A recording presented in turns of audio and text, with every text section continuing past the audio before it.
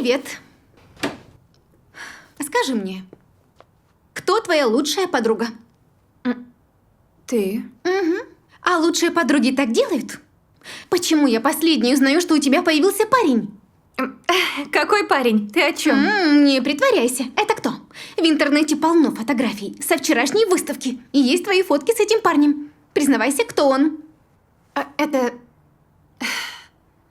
Никто. Никто. Это с работы. Инвестор.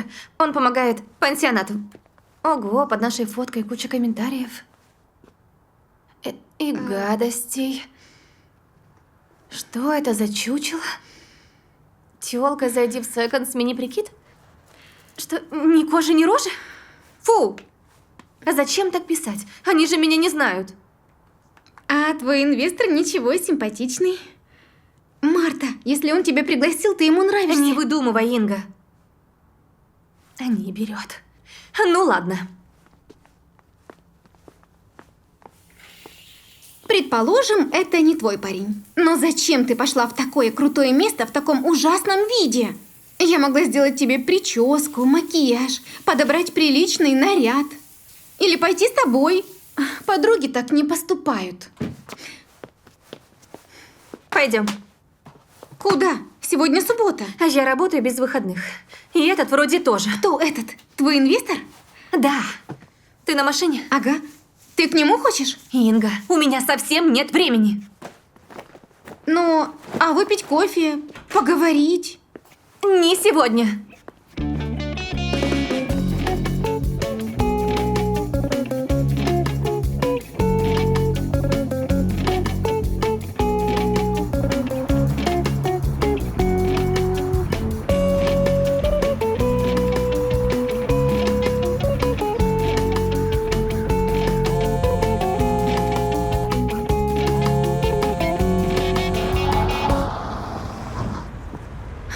Зачем мы сюда приехали? Кому ты всю дорогу звонила? И почему ты мне ничего не говоришь? Инга, спасибо, что меня подвезла. Я спешу. Тебя подождать? Не надо.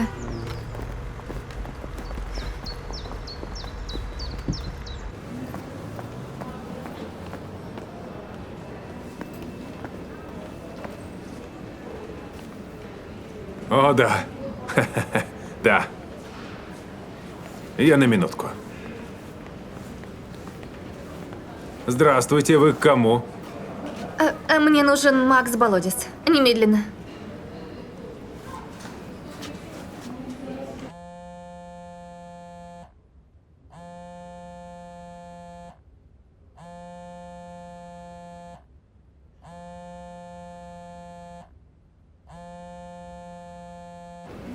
Ну, не берет? Нет. Может, что-то с телефоном? Не отвечает, значит, он занят. Или не хочет отвечать. Вы не понимаете. Нам с ним надо поговорить. И срочно. Нет, это вы, девушка, не понимаете, куда вы пришли.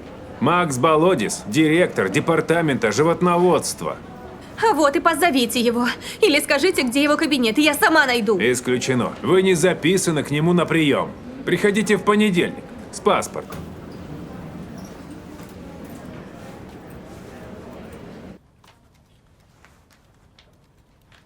Интересно, кто она? Марина, тебе не все равно? Я из женской солидарности. Может, хочу спасти эту несчастную. Бедная, наверное, не знает, какой он придурок, тиран и деспот. Он любую девушку сделает несчастной. А если все наоборот? Шеф влюбится и станет добрее и человечнее. Точно. Как в сказке. Она его поцелует, и он станет... Через 10 минут жду вас у себя с отчетами за месяц. Вообще-то, сегодня выходной. Хотелось бы уйти пораньше. Уйдете, когда я вас отпущу. Не нравится — увольняйтесь. На такую зарплату желающих полно.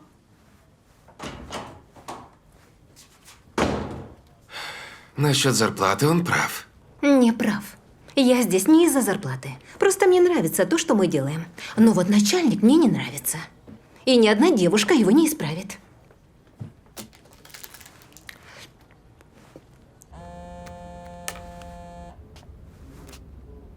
Что случилось? А ты не знаешь?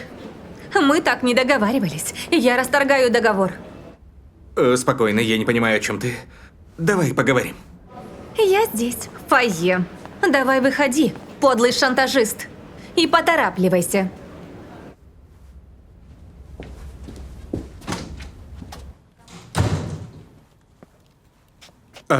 Совещание переносим на 5 минут. Нет, 10 минут. Я вернусь. Ждите.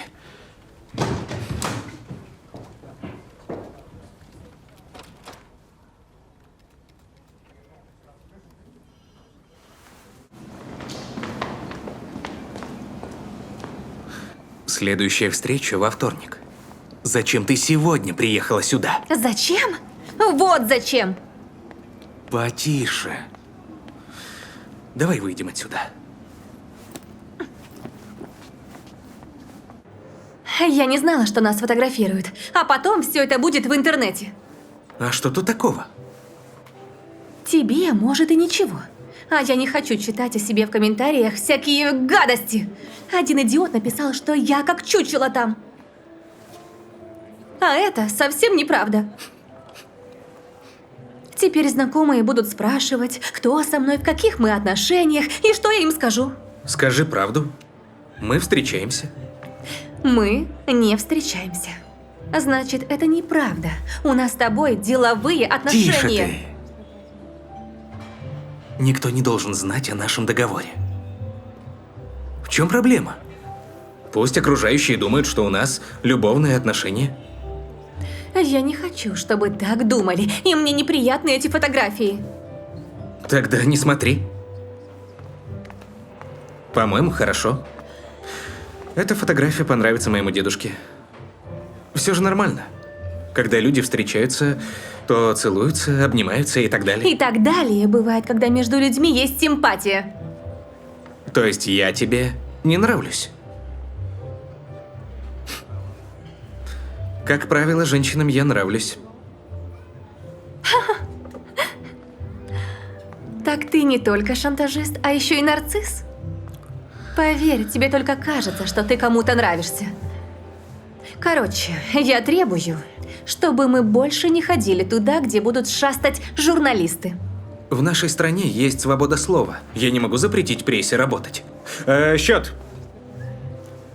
Будьте добры, счет. Вот как говорят люди. От этого счет не уменьшится.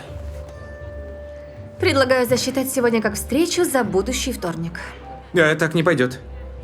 Ты сама явилась. Я тебя не звал. Так что следующая встреча по графику. Пойдем в театр. Запомни, театр во вторник. Прошу, не опаздывай. Ладно? Да. И оденься нормально. Ну, чтобы тебя потом не называли чучелом. И, кстати, я рад, что тебе не нравлюсь. Твоя влюбленность все усложнила бы.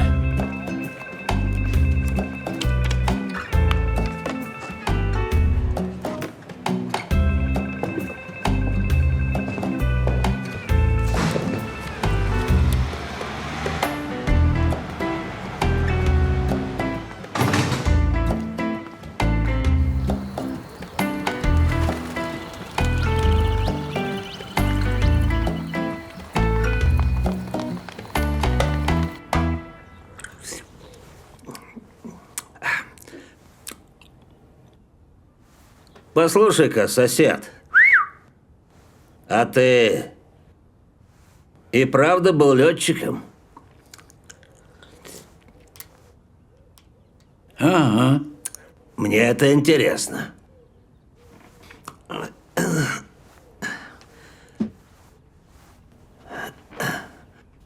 Ну, и как? Там? Ну, ты на стуле в самолете, а самолет в облаках. Правильно? Издеваешься? Ну, я ж спросил, значит, объясняй. В самолете нет никаких стульев. Там сиденья для пилотов и пассажиров. Пусть будут сиденья, все равно. Но все же, как там, когда ты сидишь в самолете, а он в небе? Что ты чувствуешь? А ты что, никогда не летал в самолетах? Не летал. Правда? Да куда бы я полетел? На зону по этапу везли на поезде по суше. Какие к черту самолеты? Расскажи мне все про самолеты, небо. Послушаю.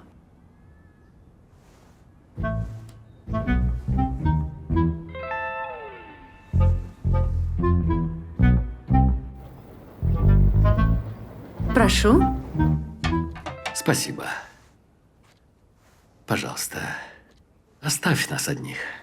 Ладно, если что, зовите меня. Я в соседней комнате.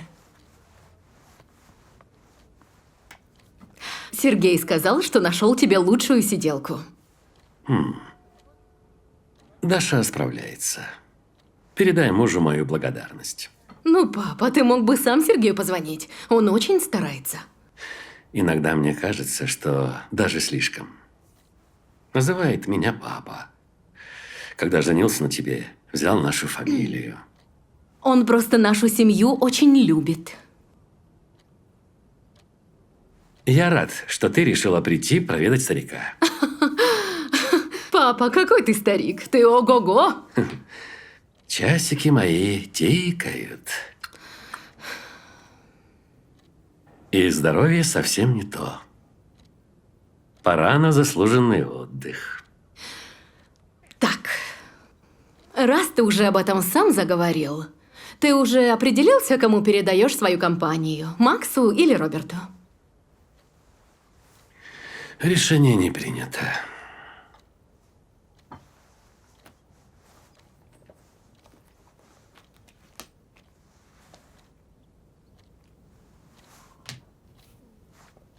Видел это? Макс, мой племянник. Ты знаешь, как я его люблю. Он потерял родителей, и я во всем поддерживала его. Мы все очень любим Макса, но его характер... Да ты и сам это знаешь. К тому же, оказывается, он неразборчив в связях. На такое важное мероприятие он явился с девушкой явно не из нашего круга. Посмотри на нее, это же позор. Кстати, ты не знаешь, кто она? Не знаю. Вот-вот, никто не знает. Но не волнуйся, мы выясним. Так вот, грубость и безответственность. Это не те качества, которым должен обладать руководитель семейного бизнеса. А вдруг это любовь, которая его исправит? Да, Макс меняется, только в худшую сторону. Вспомни, ведь он уже влюблялся. Анна Морозова, красивая, умная, из приличной семьи. Даже свадьбу назначили. И что? Он ее отменил, никому ничего не объяснив. Конечно, мы все хотим, чтобы Макс был счастлив. Но никто не видит его в твоем кресле, во главе компании.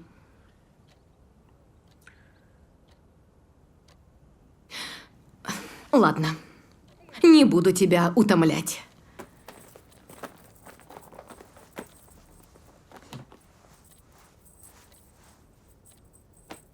Поправляйся. До свидания. Спасибо, что заехала.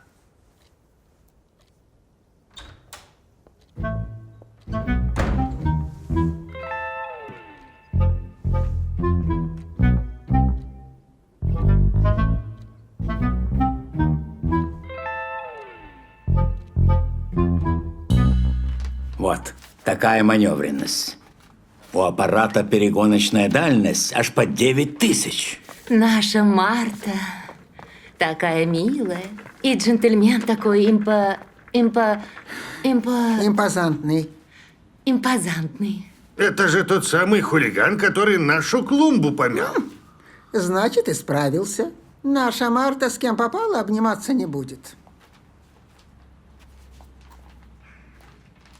На зарядку становись. Что вы все здесь делаете? У нас занятие. Угу. Скорее, собирайтесь. Угу.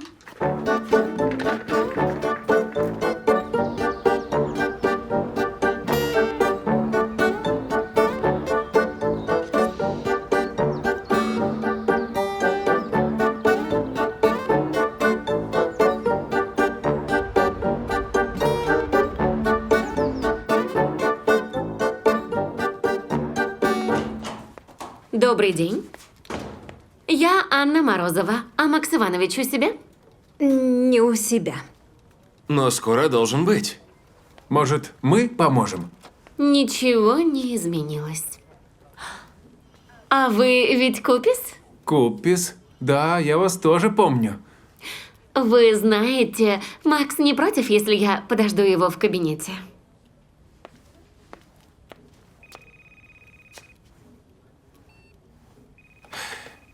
Красотка.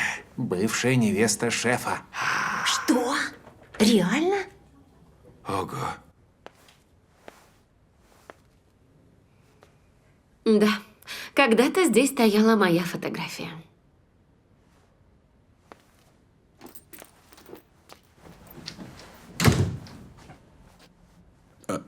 Привет. Привет, Макс. Приезжала мимо и решила зайти, навестить.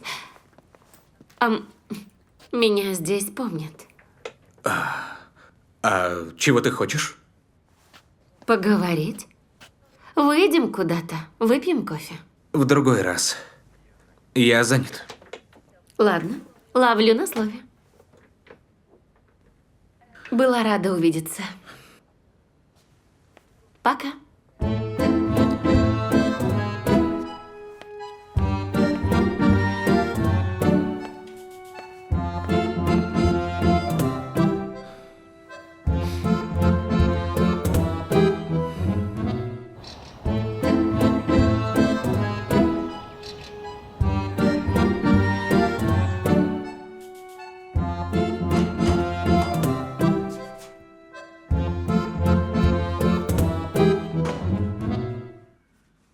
Алла, почему вас не было на ужине? Я везде вас искала. Что случилось? Чего вы плачете? Умерла моя школьная подруга Нина. Из всего нашего класса осталась одна я. Алла, она еще в прошлом году умерла. Правда? Склероз. Но все равно. Я совсем одна. У меня никого нет. А мы как же? Вот я тут с вами сейчас. Вы такая нарядная, Марта. Куда-то идете? Да, в театр. Отлично, идите. Не тратьте на меня время. Мне интереснее проводить время с вами. Хотите, я вам почитаю? Или же вместе посмотрим телевизор? Чего вы хотите? Даже не знаю. Давайте сделаем вместе аппликацию. Ладно. Ладно.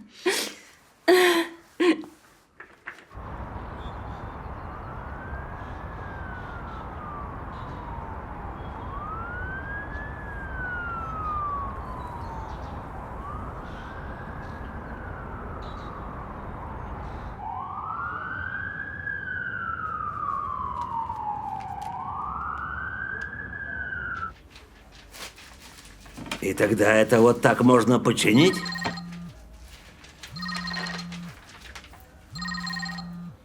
Эй! Начальница трубу забыла.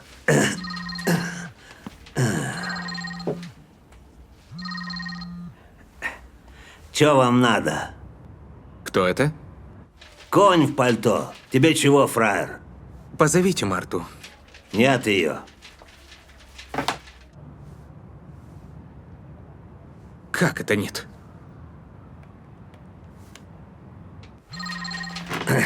Да что это опять? Чё тебе надо? Я звоню Марте, позовите ее. Это снова ты, фраер? Было же сказано, ее здесь нету. А где она? Вы кто такой? И какой я вам фраер? Заколебал уже вопросами, лошара. Харе наяривай. Нет, это уже слишком.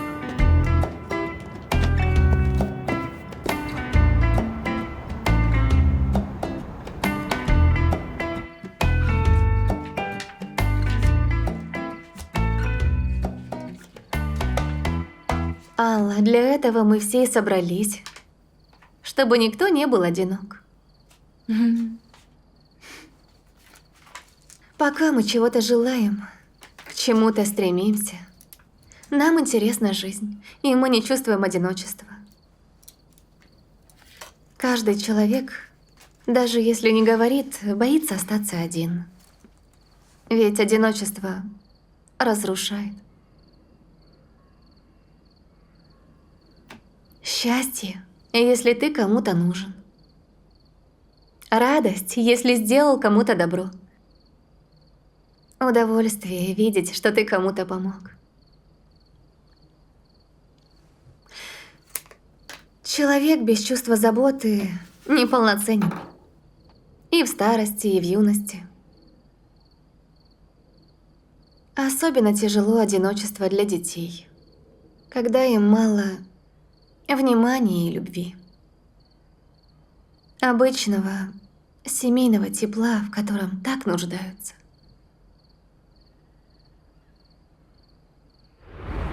Юрис, еще 40 дней не прошло. Дай Максу погоревать с нами.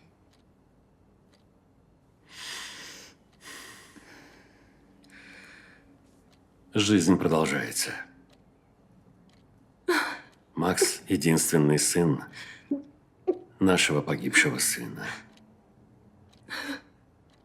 Мы давно выбрали для него школу. Макс должен учиться. Но он еще ребенок. Он не справится сам с этим горем. Люба, мы уже все обсудили. Наш старший внук справится. Он должен стать взрослым и ответственным, чтобы подхватить семейный бизнес и продолжить династию. Это слишком тяжелая ноша. Кто-то другой может заботиться о бизнесе. Ни за что. Ты будешь моим преемником. Все. Пора ехать. До аэропорта ехать 2 часа.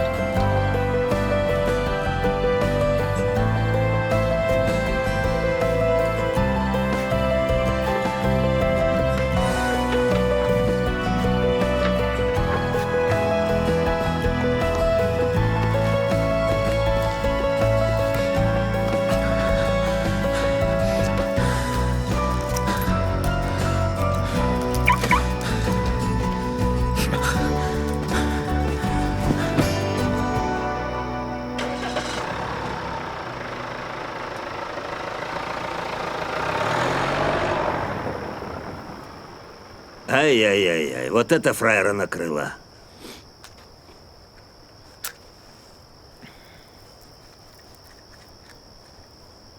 Интересно, что это он?